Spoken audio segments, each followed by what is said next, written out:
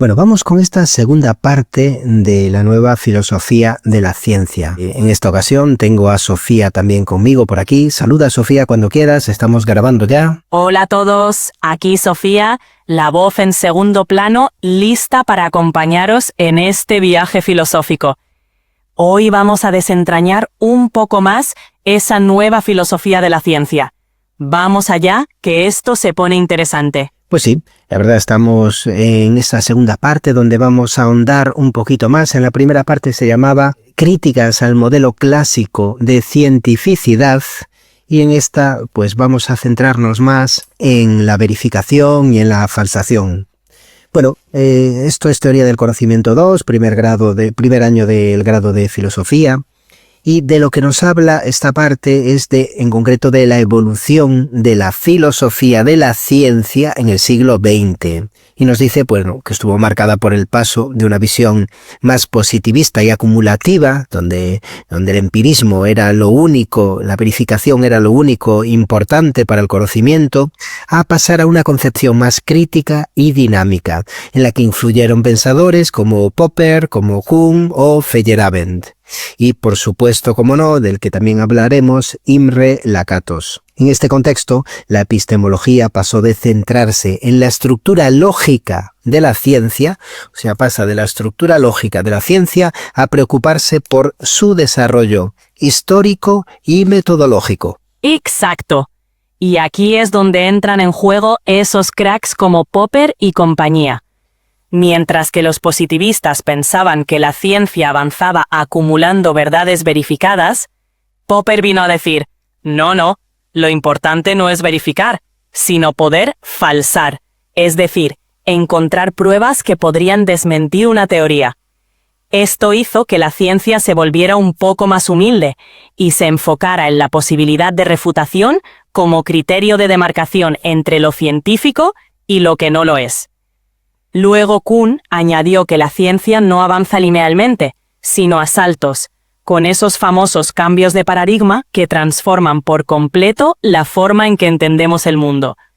Y finalmente, autores como Feyerabend y Lakatos aportaron sus propias visiones sobre la metodología científica, complicando el panorama, pero también enriqueciéndolo. Así que, en resumen, pasamos de una fe ciega en la verificación a un enfoque mucho más dinámico y crítico. ¿Te imaginas? De repente la ciencia se convirtió en una especie de juego de tronos intelectual. Bueno, y aquí entra como gran escenario el Círculo de Viena y la concepción heredada de la ciencia. Y es que, aunque estuvo activo en las primeras décadas del siglo XX, representa la cúspide del positivismo lógico, el Círculo de Viena, y la filosofía, por supuesto, analítica del lenguaje, filosofía analítica del lenguaje. Todo ello, Círculo de Viena. Y entre sus principales ideas estaban, pues, tres. La primera, el empirismo y la verificación.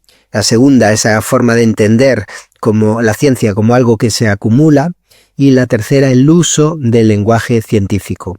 En cuanto al empirismo y verificación, decir que el fundamento del conocimiento estaba en los hechos observables y experimentos verificables. Y aquí se distinguen esos dos tipos que ya hemos comentado de proposiciones con sentido, las proposiciones empíricas y las proposiciones analíticas. Aquellas proposiciones empíricas son las que eran a posteriori, que hablábamos, es decir, que hay que ir a comprobarlas, de que sean ciertas, y las analíticas, o de alguna forma serían como tautologías, ¿no? Verdades autoevidentes o verdaderas por definición lógica, como el 2 más 2 son 4, o que todos los solteros no son casados, ¿vale? Todo enunciado que no cumpla con esto es una pseudoproposición sin sentido, ¿ok? Y después, esto era en cuanto al empirismo y verificación. En cuanto a esa concepción acumulativa, pues lo que nos decía el Círculo de Viena era que la ciencia avanzaba de una manera lineal y acumulativa, sumando conocimientos sin interrupciones ni crisis. La ciencia avanzaba de manera lineal y acumulativa. Círculo de Viena. Más conocimiento empírico significaba más progreso tecnológico y más control ¿sobre qué? Pues sobre la naturaleza, que al fin y al cabo era el objetivo de la ciencia, entender, manejar, controlar la naturaleza. Y como tercer punto, en este tercer bloque que veis ahí de la derecha, en cuanto a la unidad del lenguaje científico, la idea de que todas las ciencias podían reducirse a un lenguaje lógico, común, basado en la observación y la verificación, era una de las ideas de este Círculo de Viena. Todas las ciencias podían reducirse a un lenguaje lógico común. Y de hecho se intentó formular un lenguaje formal y universal que permitiera expresar toda proposición científica de forma rigurosa. Entonces se intentó formular un lenguaje formal y universal. Círculo de Viena. Bueno, ¿cuáles son las críticas que empiezan, por las cuales salimos de este positivismo, de este Círculo de Viena? Bueno, pues las críticas principalmente vinieron desde dentro de la propia escuela y también desde fuera, pero de científicos mismos al fin y al cabo, y filósofos también, como por ejemplo Rudolf Carnap o Hans Reichenbach, introdujeron modificaciones a esta forma de entender la ciencia, a estos tres conceptos: empirismo y verificación, concepción acumulativa y unidad del lenguaje científico. Pero fue Karl Popper quien dio el verdadero golpe y rechazó la idea de que la ciencia avanzaba por verificación y propuso la falsabilidad como criterio de demarcación. Entonces fue Popper, no fue el primero, pero sí fue el que tuvo más éxito a la hora de rechazar la idea de que la ciencia avanzaba por verificación, por acumulación de verificaciones, y propuso todo lo contrario, que la ciencia tiene que avanzar, tiene que tener como criterio de demarcación la falsabilidad. Justo, y aquí es donde entra la magia de Popper. Mientras el Círculo de Viena buscaba esa certeza absoluta a través de la verificación, Popper vino a decir: chicos, si queréis distinguir ciencia de no ciencia, la clave es la falsabilidad. Es decir, una teoría científica debe ser susceptible de ser refutada por algún experimento o evidencia y no simplemente acumular confirmaciones ad infinitum. Este cambio de perspectiva permitió entender que la ciencia no progresa confirmando teorías hasta el infinito, sino descartando las que no pasan la prueba de fuego de la falsación. Y claro, esto hizo que se replanteara toda la visión acumulativa y lineal de la ciencia que defendían los del Círculo de Viena, porque ahora la ciencia se veía como un proceso de ensayo y error continuo. Así que, en resumen, el Círculo de Viena nos dejó un legado importantísimo, pero también abrió la puerta a una visión más dinámica y flexible de la ciencia, donde la falsación se convirtió en el nuevo mantra. Y con esto, la filosofía de la ciencia se puso mucho más interesante. De hecho, lo que hace Popper de alguna forma es ir eliminando errores, o sea, ir limpiando todas las teorías de la ciencia mediante la falsación, ¿vale? Popper lo que hace es atacar ese principio de verificación, sosteniendo incluso que la ciencia no avanza acumulando, sino eliminando. No avanza acumulando, sino eliminando errores mediante esta técnica, la falsación. Y bueno, hay tres principios del empirismo que va a rechazar Popper. El primero, que mediante la observación repetida no es posible alcanzar verdades universales. Es decir, esto es el problema de la inducción. Y que además es David Hume, ciertamente, estaba pensando ahora, el que mejor lo explica, ¿vale? El filósofo David Hume. Lo que hace es mostrar que no podemos justificar leyes generales solo por observaciones. Por ejemplo, el típico de los cisnes blancos, aunque a mí ciertamente hay un chiste que me encanta, que di por algún grupo de WhatsApp me lo enviaron, de esa asignatura, que es una cocina que le está diciendo, le dice a su propietario ¿cómo estás seguro que mañana voy a poder cocinar? ¿No? Esta es la pregunta que se formula y realmente la cocina es una cocina de inducción. Es un chiste absurdo, ya lo sé, pero bueno, si le dais una vuelta, seguro que os tiene gracia. Segundo, hemos dicho primero este problema de la inducción. Segundo, que la mente no es una hoja en blanco que recibe pasivamente la experiencia. Es decir, Popper lo que hace es rechazar ese empirismo ingenuo y sostiene que toda observación está mediada, que está guiada por teorías previas, ¿vale? Porque nuestra mente no es una hoja en blanco, estamos llenos de preconcepciones. Entonces, esto marcado también, la mente no es una hoja en blanco y dice él, ataca ese empirismo ingenuo. Y, por ejemplo, claro, es verdad, aquí pone también un ejemplo cuando Galileo mira por su telescopio y ve manchas en el sol. Bueno, realmente no ve el sol a través del telescopio, porque no quedaría ciego el pobre, sino que lo hace por proyección. Pues su observación fue interpretada desde una teoría astronómica previa, es decir, ve manchas. Entonces dice, concho, pero si Aristóteles decía que todo era perfecto, que eran esferas perfectas, es decir, está usando su preconcepción que tenía en este caso, aristotélica, de que el Sol era una esfera perfecta, inmaculada, y de pronto ve una mancha, con lo cual eso hace que ese empirismo esté adosado a otra serie de conocimientos previos de él, o cuando ve la luna igualmente también, con esos puntos de luz irregulares, es decir, que había zonas montañosas, por lo tanto irregulares también.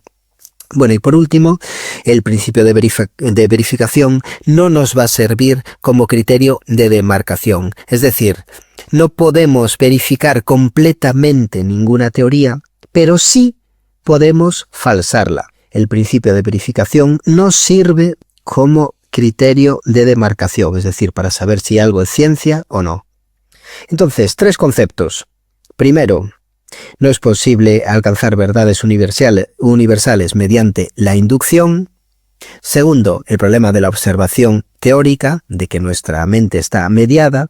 Y el tercero, este criterio de demarcación, que no sirve, el principio de verificación no sirve ciertamente como criterio de demarcación.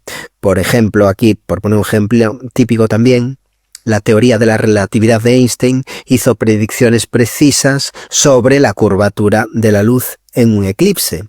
Si los experimentos hubieran mostrado resultados distintos, la teoría habría sido falsada.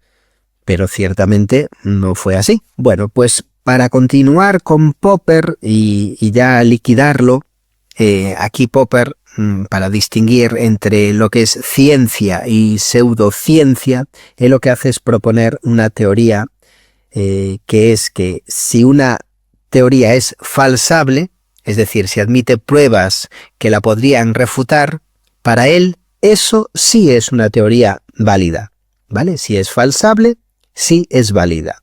Por ejemplo, de teorías falsables típicas, la mecánica de Newton o la relatividad de Einstein. Es decir, si la teoría de la relatividad de Einstein, la luz no se hubiera, cuando había el eclipse, no se hubiera torcido, por decirlo así, se hubiera desplazado al pasar por el Sol, pues eso la habría falsado. Aquellas que no son falsables, y aquí le volvemos a dar caña a la gente de psicología, es el psicoanálisis, ya que cualquier comportamiento finalmente puede ser explicado con la teoría de Freud sin posibilidad de refutarlo. O sea, Freud tenía respuesta para todo. O el marxismo, cuyas predicciones pueden reinterpretarse para encajar con cualquier acontecimiento. O mismo, por supuesto, la astrología con el horóscopo. Bueno, vamos entonces ahora con Kuhn, con Thomas Kuhn y su revolución científica. Partamos de su libro, que es La estructura de las revoluciones científicas, que es del 62, y en el que Kuhn lo que hace es Kuhn desafía la visión acumulativa de la ciencia, ¿vale? Popper lo que se mete es en el criterio de demarcación, lo de la falsabilidad, y Kuhn lo que hace es desafiar esa visión de acumulativa de la ciencia, proponiendo el concepto de paradigma, que lo hemos visto en otras ocasiones también. Para Kuhn hay, por decirlo así, varias fases, ¿no? Una ciencia normal, donde el paradigma aceptado es con el que trabaja la comunidad científica, se resuelven todos los problemas sin cuestionar sus fundamentos, sin cuestionar sus problemas. Si de pronto aparece un problema, se buscan soluciones ad hoc, pero nunca se cuestiona el paradigma. Pero cuando todos esos problemas que se ven en una teoría o en un paradigma empiezan a sumarse y ya no podemos explicarlas, la comunidad científica entra en una crisis. Y entonces aparece la revolución científica, en donde alguien trae un nuevo paradigma y cada vez más científicos se suman a ese nuevo paradigma y se produce el cambio, que sería la cuarta fase, el cambio de paradigma, ¿vale? Que no es una simple acumulación de conocimientos, sino una transformación completa de la forma de entender la realidad. Exacto. Kuhn nos vino a decir que la ciencia no es este camino recto y ordenado que nos vendían los positivistas, sino una serie de revoluciones científicas, donde los paradigmas, esos marcos de referencia que guían la investigación, se mantienen hasta que se acumulan suficientes anomalías que no pueden explicarse. Cuando eso ocurre, llega una crisis y se produce un cambio radical, un cambio de paradigma que transforma por completo la visión de la ciencia. Para entenderlo mejor, imagina que la ciencia es como una serie de temporadas de una serie de televisión. Durante la ciencia normal, todos los episodios siguen una trama conocida y los científicos resuelven puzzles dentro del marco existente. Pero cuando las anomalías se acumulan, es como el final de temporada con un cliffhanger brutal, y la serie da un giro inesperado.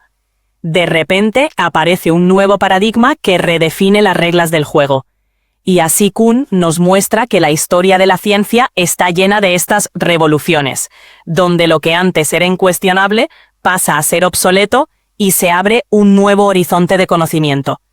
Es como un cambio de guión que mantiene la ciencia en constante evolución. Además, Kuhn argumentaba que la ciencia evolucionaba entierro a entierro, es decir, no por acumulación de conocimientos, sino por el cambio generacional de los científicos que siguen un nuevo paradigma. Aunque la verdad, Sofía, yo tenía entendido que esto era una frase de Max Planck. A ver si me he liado. Buena observación.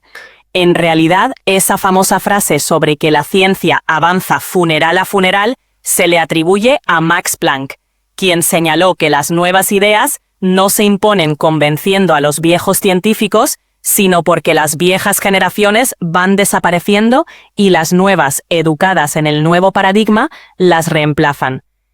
Kuhn retomó esta idea para ilustrar cómo los cambios de paradigma no se dan porque los científicos cambien de opinión de la noche a la mañana, sino porque las nuevas generaciones adoptan naturalmente los nuevos enfoques.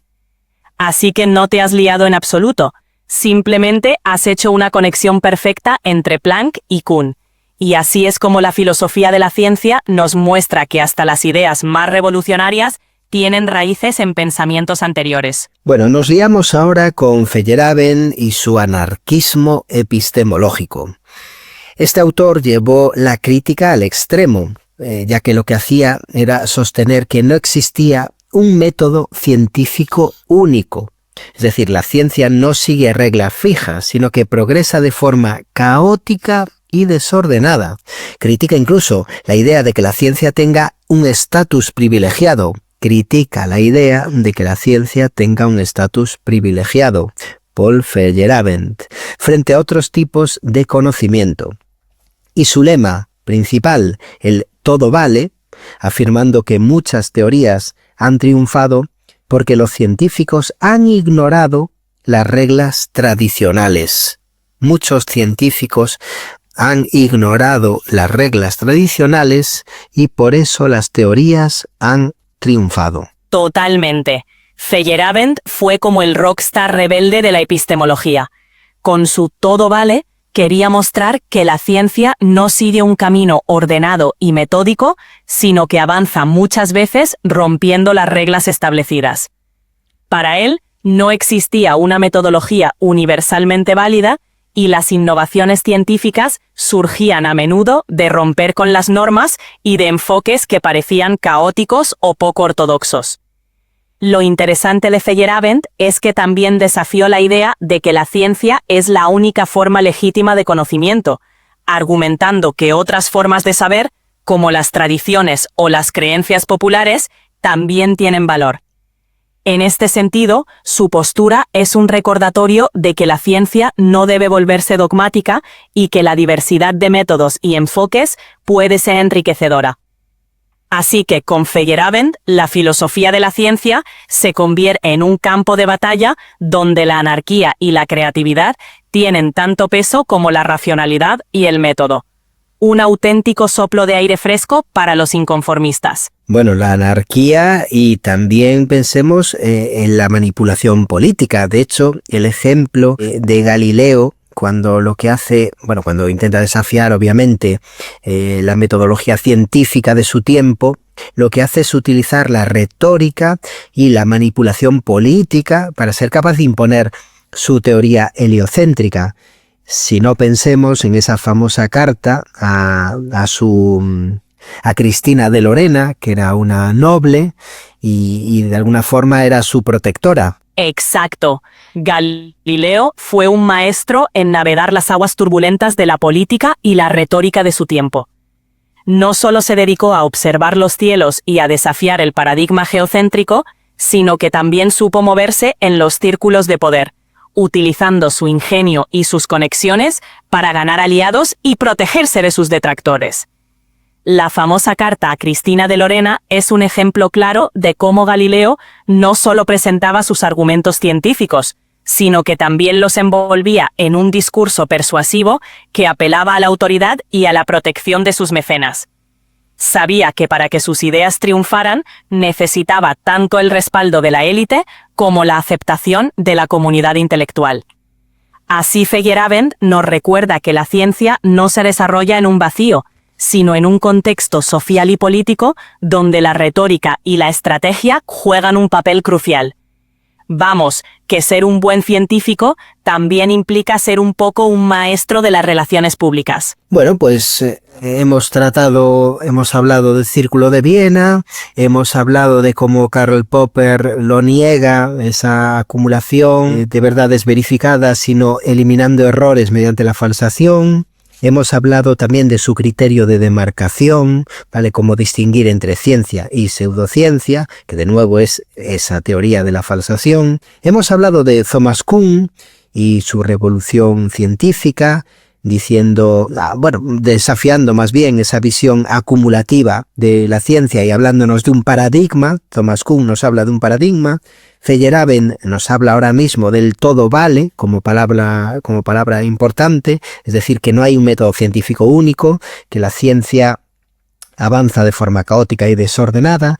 Y ahora nos vamos por último a Imre Lakatos y su falsacionismo sofisticado. Lo que hace realmente es refinar el falsacionismo de Popper. En lugar de evaluar las teorías de forma aislada, la ciencia avanza mediante programas de investigación. La ciencia avanza mediante programas de investigación. Un programa tiene un núcleo duro de hipótesis fundamentales y un cinturón protector de hipótesis auxiliares. Entonces, la ciencia avanza mediante un programa de investigación y ese programa tiene un núcleo duro y un cinturón protector. Por ejemplo, la teoría de la relatividad de Einstein se mantuvo firme a pesar de las anomalías iniciales, porque se ajustaron hipótesis auxiliares sin abandonar ese núcleo duro. Así es.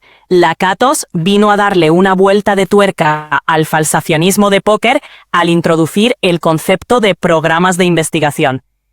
En vez de ver las teorías como entidades aisladas que se pueden falsar o verificar por sí solas, Lakatos propuso que la ciencia avanza a través de estos programas que tienen un núcleo duro de hipótesis centrales que se protegen a toda costa, mientras que las hipótesis auxiliares se ajustan para lidiar con las anomalías.